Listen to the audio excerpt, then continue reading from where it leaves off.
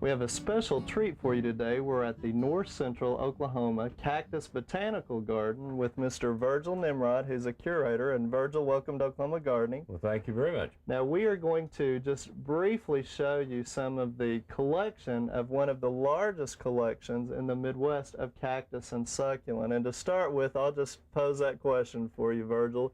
Is there a difference between cactus and succulents? Yeah. Yes, there sure is. All cactus are succulents, but not all succulents are cactus. Okay.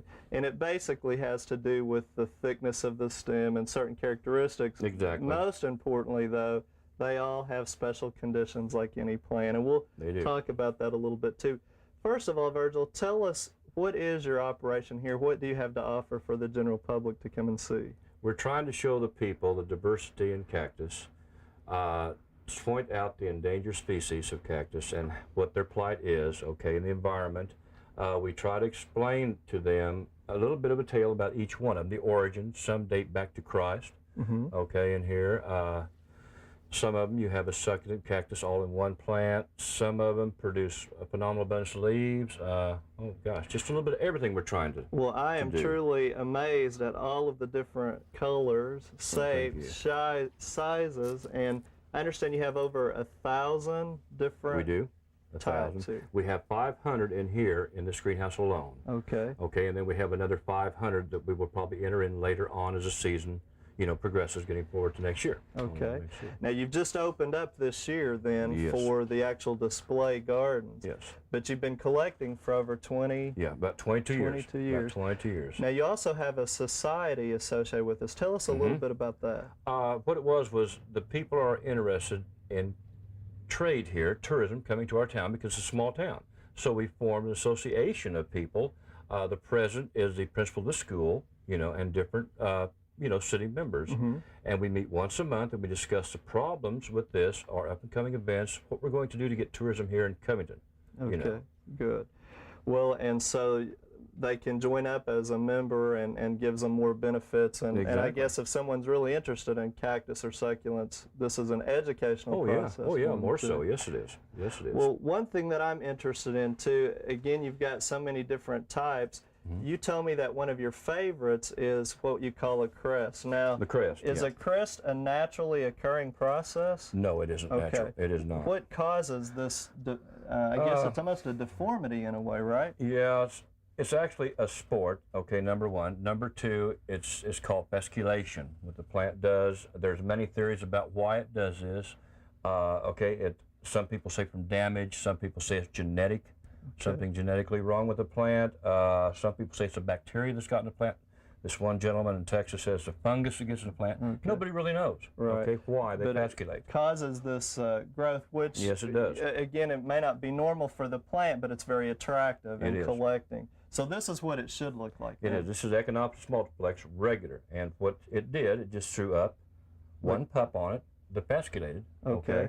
The pup grows twice the rate as the mother plant, 2 times as fast. Okay. Twice as fast. So you would just cut that off to repot it then, basically. Exactly. Exactly. Well, you know, a lot of people will try their hand at growing cactus or succulents because we're told they're easier and they're hard to kill. Now, that's not really true, is it? No, they have certain requirements. Cactus have certain requirements. Well, the first thing I'd like to know is what on earth do you do to handle and touch these? What recommendations would you give the viewers? Number one, to the general public, if you have masking tape, okay, you tear off strips of masking tape, wrap your 3 fingers you're going to be touching the plant with.